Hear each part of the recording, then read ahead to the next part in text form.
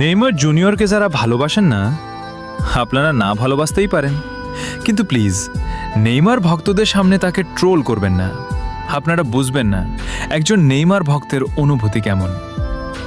আমি একজন নেইমার পাগল, হ্যাঁ আমি একজন নেইমার ভক্ত।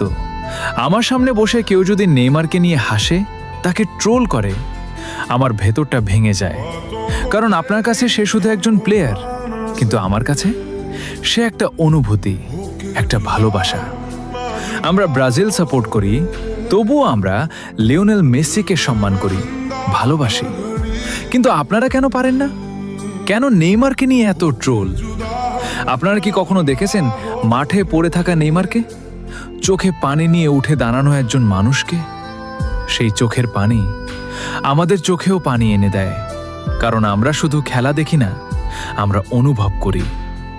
নেইমার যখন হাসে আমরা খুশি হই, নেইমার যখন কাঁদে আমাদের বুক ভেঙে যায়। অনেকে বলে নেইমার শেষ, কিন্তু আমরা বিশ্বাস করি নেইমার শেষ না, নেইমার ফিরবে।